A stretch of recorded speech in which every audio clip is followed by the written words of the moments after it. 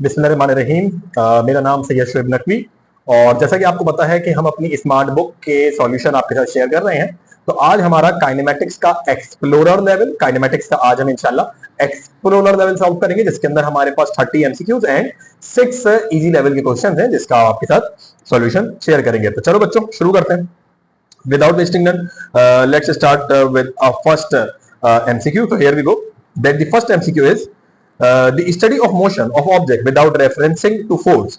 ऐसी study of motion के जिसके अंदर हम रेफरेंस ऑफ फोर्स की बात नहीं करते, वो क्या कहलाती है? क्या वो काइनेमेटिक्स कहलाती है? क्या वो डायनामिक्स कहलाती है? नन ऑफ दीज, क्या या दोनों कहलाती है?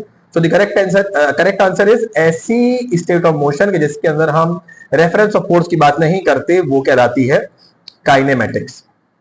क्या कहलाती है?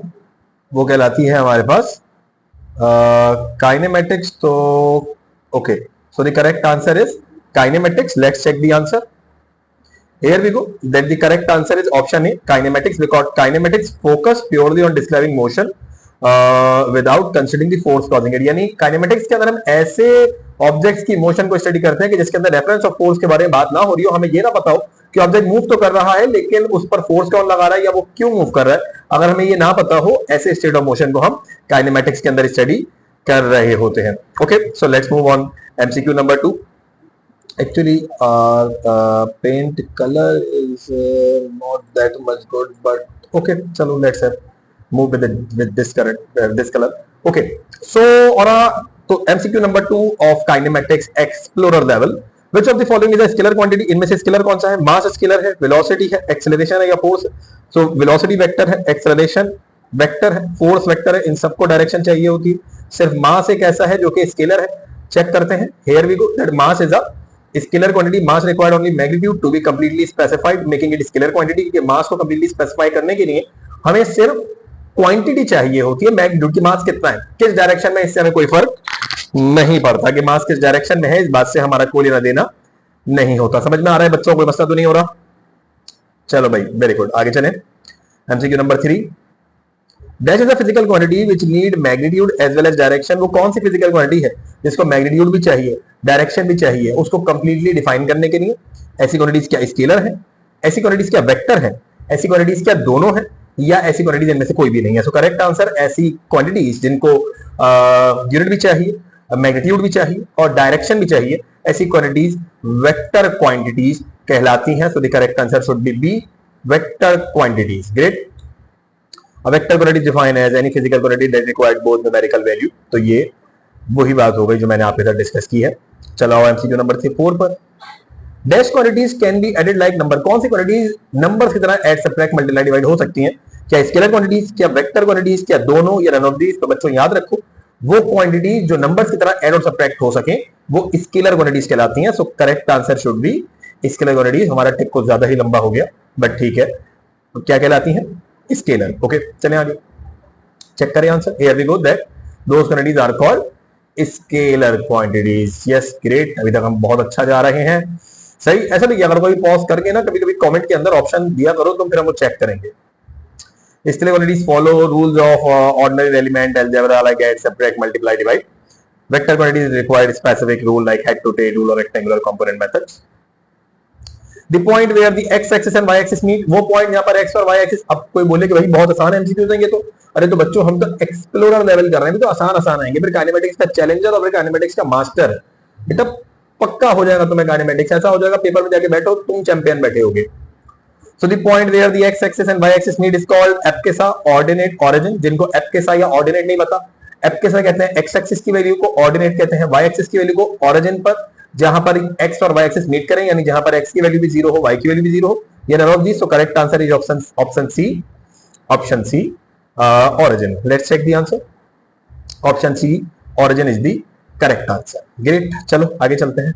जैसे मैंने जो बताया, एब्सकिसा इज x कोऑर्डिनेट और ऑर्डिनेट को हम y एक्सिस का कोऑर्डिनेट कहते हैं।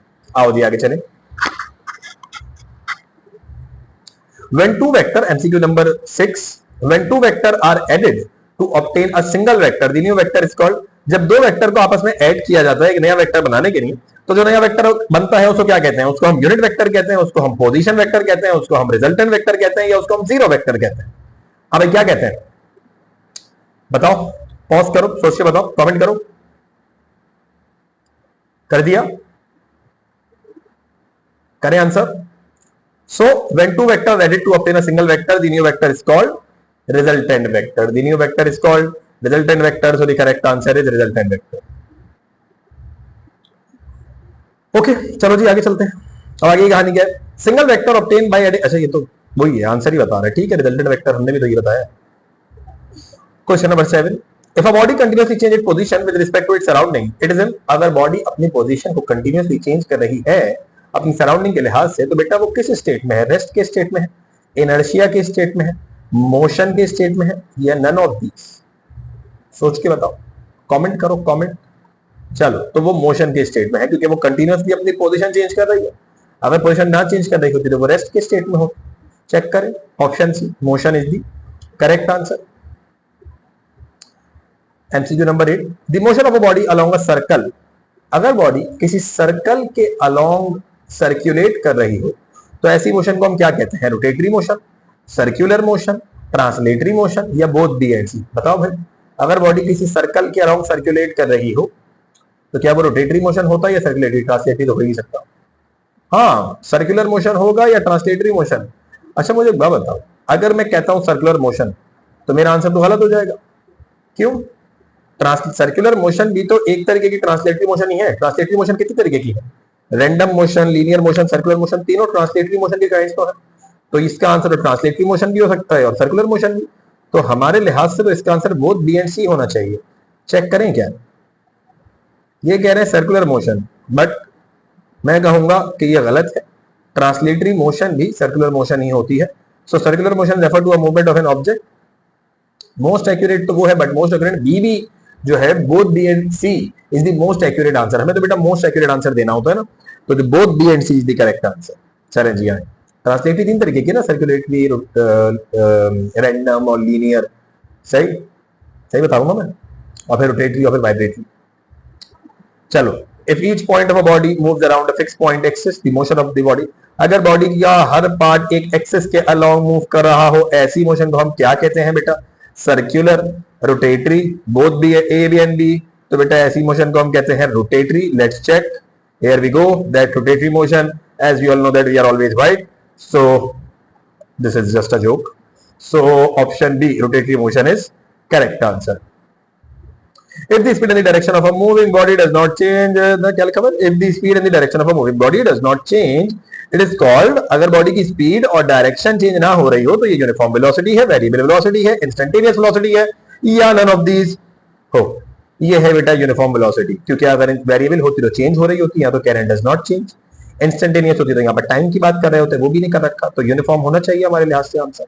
चेक कर, uniform velocity, here we go, जीत हो गई हमारी बेटा। आगे चलते हैं, आ जाओ। Question 11, the total number of drive quantities involve in the equation, बेटा ये इक्वेशन है, s is equal to vit plus half of at square. इसके अंदर टोटल कितनी ड्राइव क्वांटिटीज है ये बताना है। चलो आओ चेक करें भाई, वेलोसिटी ड्राइव्ड है या बेस? अभी ये भी नहीं पता तो बेटा पहले जाके पढ़ के आओ। तो वेलोसिटी जो है वो ड्राइव्ड है, एक्सेलरेशन और टाइम में एक्सेलरेशन ड्राइव्ड है, ये s तो डिस्प्लेसमेंट है, ये तो बेस है। तो ये दो है, वेलोसिटी और एक्सेलरेशन, ये दो यहाँ पर ड्राइव क्वांटिटीज है, तो हमारे लिहाज से आंसर होगा 2। चेक करें, here we go, that 2 is the correct answer. सही है, एक्सप्लेनेशन भी यहाँ दे रहे हैं। टाइम तो बेस है, एक्सेलरेशन ड्राइव्ड है, वेलोसिटी ड्राइव्ड है। The physical quantity that is measured in the physical quantity that is measured in meter per second, बेटा वो कौन सी फिजिकल क्वांटिटी है जो हम मीटर पर सेकंड में मेजर करते हैं? क्या वो टाइम है, क्या वो वेलोसिटी है, क्या वो डिस्टेंस है, या वो एक्सेलरेशन है? सो करेक्ट आंसर वो वेलोसिटी है। वेलोसिटी का यूनिट क्या होता है? Metre per second. ऐसा तो नहीं है कि कल तुम्हारा कोई एग्जाम है और तुम रात में रिवीजन के लिए मेरी वीडियो देखने आ गए, कि हो सकता है एमसीक्यू इसी से लग जाए। चलो अच्छा है, हो सकता है लग सकते हैं। वैसे the velocity quantity that is measured in metre per second, metre per second में जो वेलोसिटी मेजर की जाती है वो होती है, देखो क्या बोल रहा हूं मैं, जो वेलोसिटी मीटर पर सेकंड में मेजर की जा सकती है, जो physical quantity metre per second में मेजर की जाती है वो होती है बेटा वेलोसिटी। क्या होती है? Velocity. Let's check the answer, option B is the correct answer. आ जाओ। Inertia of a body depend on its, inertia किस पर डिपेंड करता है? मास पर, फोर्स पर, वेट पर, वेलोसिटी पर? बताओ, कमेंट करके बताओ बेटा, कमेंट करो। तो इनर्शिया डिपेंड करता है बेटा मास पर। जितना ज्यादा मास होगा, ऐसे ही होता है ना, किसी बंदे का वजन ज्यादा हो तो वो अपने जगह से हिलने से कतराएगा, इनर्शिया ज्यादा होगा उसके अंदर। It is just example for a joke, but inertia depend करता है मास पे। और चेक करें कि इनर्शिया जो है वो मास पर डिपेंड करता है या नहीं, चेक करें, गलत तो नहीं कर दिया। Here we go that mass is inertia is depend upon mass, great. MCQ number 14, all of the following are scalar quantities except, ये सारी स्केलर क्वांटिटीज है किसको छोड़कर, टाइम इज स्केलर और vector, time is scalar, mass is scalar, distance is scalar, velocity is vector, कह रहे हैं सारे स्केलर है जो, हाँ तो ये तीन तो स्केलर है, वेलोसिटी वेक्टर पता है हमें, ये बात चेक करते हैं, velocity is vector, here we go, we get a correct answer, let's move on MCQ number 15। The moving blade of an electric fan exemplifies, moving blade जो है वो कौन सी मोशन को एग्जाम्प्लीफाई कर रहे हैं, सर्कुलर मोशन को, रोटेटरी मोशन को, वाइब्रेटरी मोशन को, ट्रांसलेटरी मोशन को। तो मूविंग ब्लेड किसी एक एक्सेल, एक्सेल लगा हुआ होता है ना, एक्सेल के अलोंग घूम रहा होता है, तो क्योंकि एक्सेल के अलोंग घूम रहा है तो उसका एक सेंटर एक्सेस है, यानी जो मोशन एक्सेस के अलोंग उसको हम कहते हैं क्या, रोटेटरी। तो let's check the answer that according to us rotatory should be the correct answer, let's check, here we go that option B rotatory motion is the correct answer. So good so far, let's move on MCQ number 16. The type of motion that take place in a simple pendulum, बेटा simple pendulum देखा है तुमने कभी, घड़ी के नीचे लटका रहता है, ऐसा ऐसे ऐसे मूव करता रहता है, कभी आगे जाएगा कभी पीछे आएगा, कभी आगे जाएगा कभी पीछे, फिर आगे फिर पीछे, कैसी मोशन है ये, क्या ये लीनियर मोशन है, क्या ये सर्कुलेटरी मोशन है, क्या ये रैंडम है, क्या ये वाइब्रेटरी है। तो द करेक्ट आंसर ऐसी मोशन बेटा वाइब्रेटरी मोशन कहलाती है, ऐसी मोशन क्या कहलाती है, vibratory motion.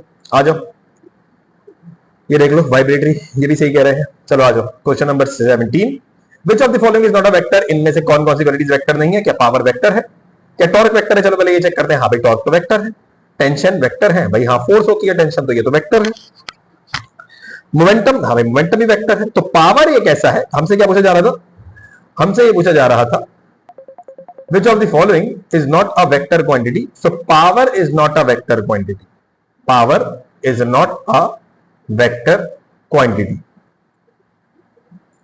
let's check that is power is let's check that the that we get a correct answer or not।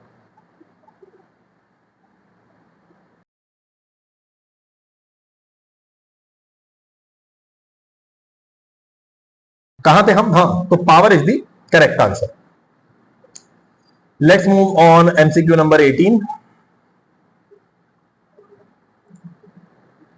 So MCQ number 18 is the SI unit that represent a vector quantity, इनमें से कौन सा unit vector quantity का है, ampere किसका unit होता है, current, current है बेस क्वांटिटी, केल्विन, केल्विन किसका यूनिट होता है, केल्विन होता है टेम्परेचर का, वो भी बेस क्वांटिटी है, ये है सेकंड, सेकंड किसका यूनिट होता है, टाइम का, तो वो भी बेस क्वांटिटी है, बचा न्यूटन, न्यूटन किसका यूनिट होता है, फोर्स का, फोर्स है ड्राइव क्वांटिटी, तो according to us option C should be the correct answer, let's check that according to us C should be the correct answer, here we go that C is the correct answer, great।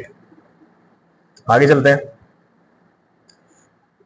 MCQ number 19, if a body is falling freely, अगर body freely fall कर रही है, its motion will be linear, random, periodic, vibratory। तो बेटा याद रखो अगर body कभी भी फ्रीली फॉल कर रही हो तो हमेशा वो स्ट्रेट लाइन के अंदर आती है, क्योंकि हम तो एयर रेजिस्टेंस को नेग्लेक्ट कर देते हैं, अगर आप एयर रेजिस्टेंस को नेग्लेक्ट कर दे वो आपको बिल्कुल एक स्ट्रेट लाइन में आती भी दिखेगी अगर एयर रेजिस्टेंस ना हो तो। If a body is falling freely its motion would be linear, तो बॉडी की मोशन कैसी होगी, लीनियर होगी। Let's check, here we go, we get a correct, we mark the correct answer, option A is the correct answer. आ जाओ जी आगे चलें, question number 20, which of the following statement is correct about force and velocity, इनमें से कौन सी statement force और velocity के बारे में करेक्ट है, force is vector, velocity is scalar, नहीं भाई वेलोसिटी वेक्टर होती है, बोथ आर स्केलर, नहीं भाई फोर्स इज स्केलर, नहीं वो भी वेक्टर होती है, बोथ आर वेक्टर, हाँ option D is the correct answer. Let's check that both are vector quantities, again we got a great answer, wow. आगे चलते हैं 21, if a body does not change its position with respect to some fixed point then it will be in the state of, अगर body अपनी position change नहीं कर रही किसी fix point के अगेंस्ट तो वो किस स्टेट में कहलाएगी, मोशन, रेस्ट, यूनिफॉर्म, वेरिएबल। हाँ भाई बहुत आसान है, बताओ क्या होगा, it should be in rest, किस में होगा ये, रेस्ट में होगा, बेहतरीन, ठीक है जी, किस में होगा, रेस्ट में होगा। आ जाओ आगे चलें, rest, yes we got a great answer, we got a correct answer as well as a great. चलो जी आओ आगे 22 MCQ, gradient of space time graph, space time graph का जो, स्पेस टाइम बोल रहा हूं, स्पीड टाइम ग्राफ जो होता है ऐसा जो बनाते हैं, स्पीड टाइम ग्राफ जो होता है उसकी जो ये वाली लाइन होती है ये किसको रिप्रेजेंट करती है, चेंज इन स्पीड या change in velocity per unit time किसको रिप्रेजेंट करता है बेटा? वो रिप्रेजेंट करता है एक्सेलरेशन को। किसको? एक्सेलरेशन को। तो let's check the correct answer. Here we go that acceleration is the correct answer. Graph पर जो हम बनाते हैं ना change in velocity per unit time, उसके जो ग्राफ पर लाइन बनती है वो ग्रेडियंट कहलाता है। वो ग्रेडियंट एक्चुअली रिप्रेजेंट करता है एक्सेलरेशन को। तो acceleration is the correct answer. Let's move on MCQ number 23। Gradient of distance time graph is equals to, अगर डिस्टेंस टाइम ग्राफ हो तो डिस्टेंस टाइम ग्राफ क्या होगा? Speed velocity. अब distance is the scalar quantity. अगर displacement time graph होता तो वो वेलोसिटी बनाता, डिस्टेंस टाइम ग्राफ है तो वो स्पीड बनाएगा। बेटा देखो ये कितनी छोटी सी चीज है।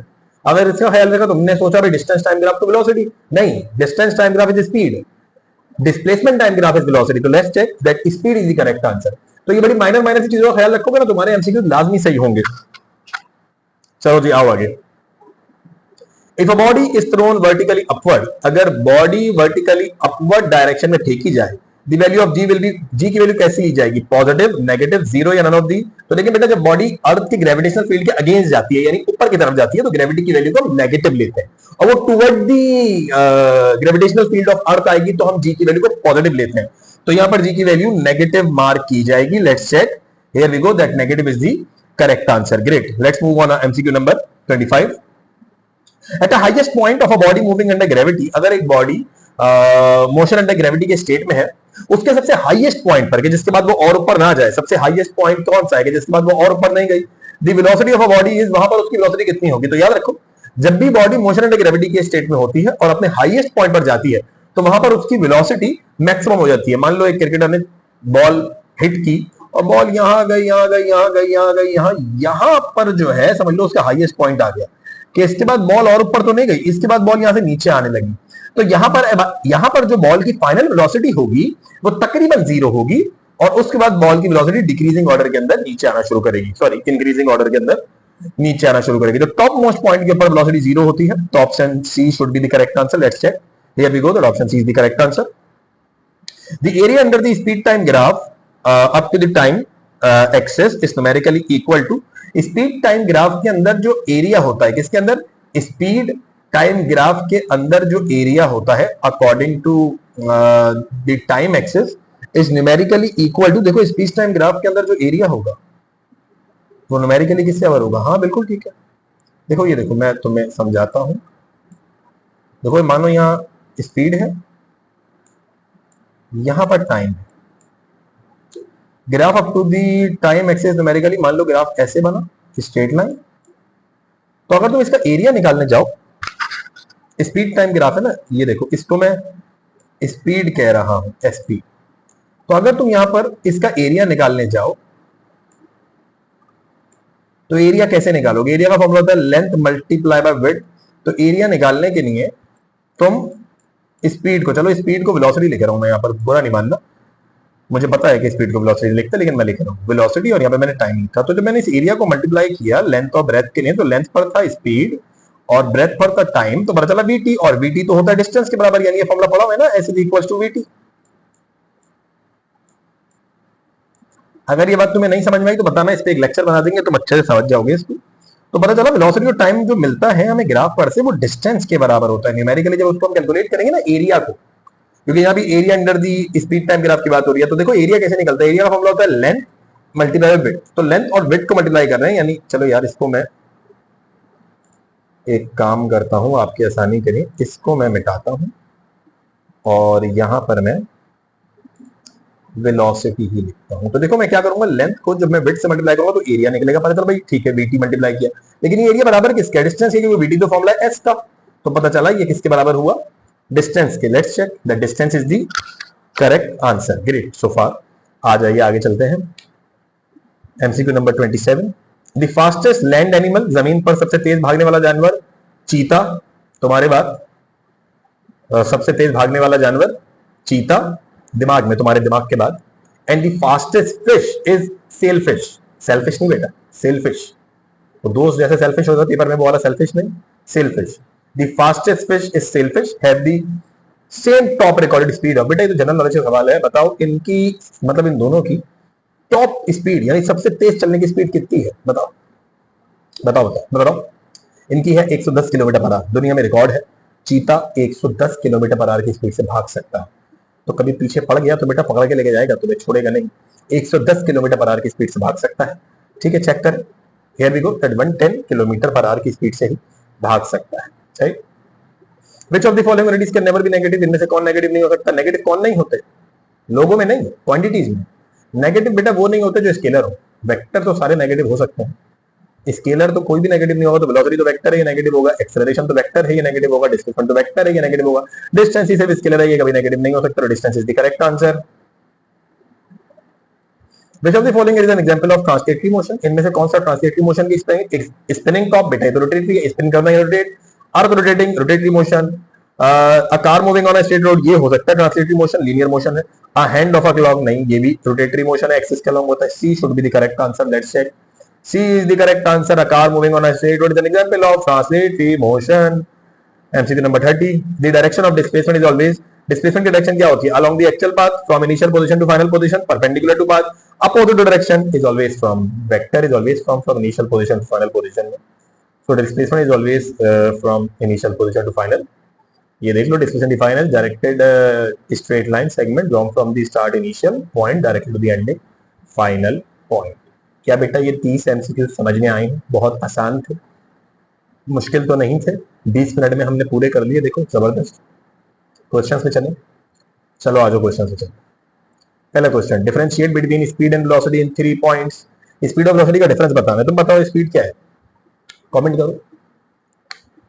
स्पीड है डिस्टेंस अपॉन टाइम, वेलोसिटी है डिस्प्लेसमेंट अपॉन टाइम। स्पीड है स्केलर, वेलोसिटी है वेक्टर। स्पीड में कोई डायरेक्शन नहीं होती, वेलोसिटी में डायरेक्शन होती है, यही लिख देना। ये क्या कह रहे हैं? स्पीड है distance travel per unit time, velocity है displacement covered per unit time. Speed है स्केलर, वेलोसिटी है वेक्टर। स्पीड की कोई डायरेक्शन नहीं होती, वेलोसिटी में स्पेसिफिक डायरेक्शन होती। ये लो, और क्या चाहिए, इतना आसान। ठीक, समझ में आ गया? आगे चले। Explain the motion and rest are relative in terms, यानी हम क्या कहते हैं, मोशन और रेस्ट रिलेटिव है, एब्सोल्यूट नहीं है। एब्सोल्यूट का मतलब होता है जो किसी पर डिपेंडेंट ना हो, और रिलेटिव का मतलब होता है जो किसी पर डिपेंडेंट हो। तो क्या मतलब? देखो क्या कह रहे हैं, motion and rest are called relative terms because they depend on the observer point of view. Motion और रेस्ट रिलेटिव टर्म्स हैं क्योंकि ये ऑब्जर्वर के पॉइंट ऑफ व्यू से है। मतलब हो सकता है कि कोई चीज जो आपको मोशन में नजर आ रही हो वो मोशन में ना हो, और जो चीज रेस्ट में नजर आ रही हो वो रेस्ट में ना हो। वो सुना है ना, जो दिखता है वो नहीं होता है, जो होता है वो दिखता नहीं है, वो ऐसा कुछ। A body may appear to be at the rest with respect to one observer, but in motion with respect to another observer. Example: a person sitting in a moving bus is at rest with respect to the passenger. तुम एक बस में बैठे हुए, बस के आगे तुम्हारा दोस्त बैठा हुआ है, तुम्हारा दोस्त भी रेस्ट में है, तुम भी रेस्ट में हो। But the same person is in the motion with respect to the person standing on the outside. अब रोड के बाहर खड़ा हुआ तुम्हारा एक दोस्त देख रहा है कि तुम दो दोस्त जा रहे हो, तो बस अगर मोशन में है तो तुम भी यानी मोशन में हो, लेकिन तुम्हारे नजदीक तो तुम रेस्ट में हो और बस मोशन में है। तुम्हारे दोस्त के अगेंस्ट बस और तुम दोनों मोशन के स्टेट में हो। तो यानी मोशन और रेस्ट दोनों रिलेटिव हैं, एब्सोल्यूट नहीं है। क्या समझ में आ रही है इतनी बात? आओ जी आगे चले। क्वेश्चन नंबर 3, नहीं समझ में आया कमेंट कर देना, दोबारा बता देंगे, कोई बात नहीं, तुम्हें पढ़ा नहीं बैठे। Draw representative lines of the following vector. पहला है velocity of 400 metre per second making an angle of 60 degree. ये देखो बेटा, वेलोसिटी को हमने रिप्रेजेंट किया, ये वेलोसिटी का वेक्टर है, एक्स एक्सिस के अलोंग 60 डिग्री का एंगल बना रहा है, डी रख के बना देना बेटा 60 डिग्री का angle. A force of 50 Newton making an angle of 120 degree. ये देखो बेटा, ये फोर्स है 50 न्यूटन की, ये बना रहा है कितना? ये बना रहा है 120 डिग्री का एंगल अलोंग एक्स एक्सिस, तो ये हमने बना दिया। ये है 400, ये है 50, ये 120 डिग्री पर, ये 60 डिग्री पर। क्या समझ में आ रहा है कैसे बनाया है? ग्रेट, चलो आगे चलो। What do gradients of distance time graph and speed time graph represents? Explain it by drawing. Okay, gradient क्या होता है? देखो ये वाली जो लाइन है ना, ये मैं तुम्हें दिखा रहा हूँ, ये जो लाइन स्ट्रेट जा रही है ना, मेरी लाइन स्ट्रेट नहीं जा रही, लेकिन ये जो स्ट्रेट लाइन जा रही है ग्रेडियंट है। डिस्टेंस टाइम ग्राफ में किसको रिप्रेजेंट करता है? देखो, द ग्रेडियंट रिप्रेजेंट स्पीड, क्योंकि distance upon time is speed. बेटा डिस्टेंस अपॉन टाइम इज, ये जो ग्राफ है स्ट्रेट लाइन में, ये किसका ग्राफ है? स्पीड का ग्राफ है। किससे बना है? डिस्टेंस और टाइम से बना है। तो डिस्टेंस अपॉन टाइम क्या होता है? स्पीड। तो ग्रेडियंट किसको रिप्रेजेंट कर रहा है? स्पीड को। जबकि दूसरा क्या है? डिस्टेंस टाइम ग्राफ, दूसरा स्पीड टाइम ग्राफ। तो देखो बेटा, अगर ये वाई एक्सिस पर स्पीड, एक्स एक्सिस पर टाइम हो, तो जो ये लाइन बनेगी ये ग्रेडियंट कहलाएगी। तो ये ग्रेडियंट किसको रिप्रेजेंट कर रहा है? चेंज। देखो यहां पर ग्रेडियंट यानी वाई एक्सिस और चेंज इन एक्स एक्सिस यहां आ जाएगा। तो यहां पर वाई एक्सिस पे कौन है? देखो ना, ये एक्चुअली में क्या है, ये यहां पर जो डिस्टेंस कवर हुआ है चेंज इन वेलोसिटी है, ये जो कवर हुआ है टाइम है। तो ये रिप्रेजेंट कर रहा है change in velocity upon time, यानी एक्सेलरेशन को किसको रिप्रेजेंट कर रहा है? देखो ये वाली जो लाइन है ये किसको रिप्रेजेंट कर रही है? एक्सेलरेशन को। जबकि ये वाली लाइन किसको रिप्रेजेंट कर रही थी? स्पीड को। डिस्टेंस अपॉन टाइम था ना, ये डिस्टेंस अपॉन टाइम यहाँ पर ये लाइन है, change in velocity upon time, तो ये रिप्रेजेंट कर रही है। तो वेलोसिटी अपॉन टाइम यानी स्पीड टाइम ग्राफ रिप्रेजेंट करता है एक्सेलरेशन को, और डिस्टेंस टाइम रिप्रेजेंट करता है स्पीड को, और डिस्प्लेसमेंट टाइम रिप्रेजेंट करता है किसको? वेलोसिटी को। ठीक है जी, बात समझ में आ रही क्या? चलो आओ क्वेश्चन नंबर 5 पे चलें। समझ में आ गया? नहीं समझ में आया तो कमेंट कर देना, समझा देंगे दोबारा से। Prove that the area under speed time graph is equal to distance. Okay, ये अभी एक एमसीक्यू भी तो आया था। ये देखो बेटा, यहां देखो जरा, मैं तुम्हें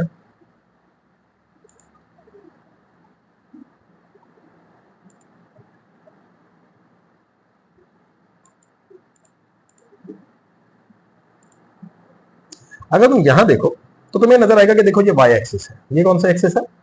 वाई एक्सिस। और ये कौन सा एक्सिस है? X axis. तो भाई अगर एरिया निकालना तो एरिया का फॉर्मूला क्या होता है? Length multiply by width. Length multiply by width. तो बेटा लेंथ पे कौन है? लेंथ पे है वेलोसिटी। विड्थ पे कौन है? टाइम। अगर एरिया निकालने के लिए वेलोसिटी यानी लेंथ को मल्टीप्लाई करोगे टाइम से, तो लेंथ इंटू विड्थ निकल कर आएगा एरिया। किस फॉर्मूले से? वेलोसिटी इनटू टाइम से।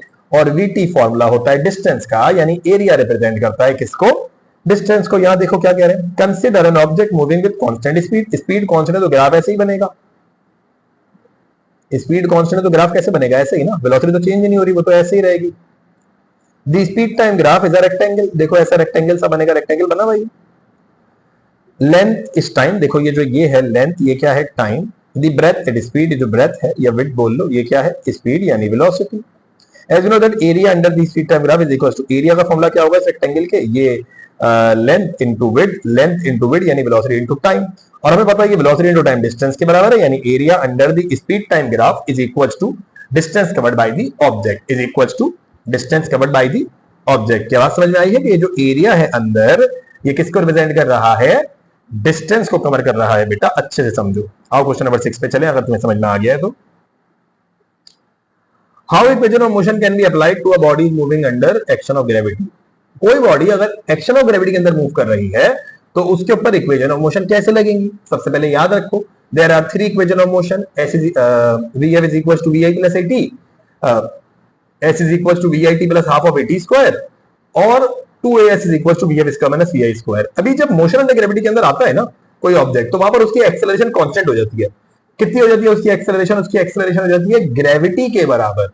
ग्रेविटी भी क्या है? The acceleration of earth. तो ग्रेविटी जो होती है वो एक्सेलरेशन के बराबर हो जाती है, और उसकी कांस्टेंट वैल्यू है बेटा 9.8 मीटर पर सेकंड स्क्वायर। तो देखो होता क्या है, when a body move under action of gravity it has constant acceleration due to gravity, therefore the equation of motion can be used by replacing acceleration A with gravity ji.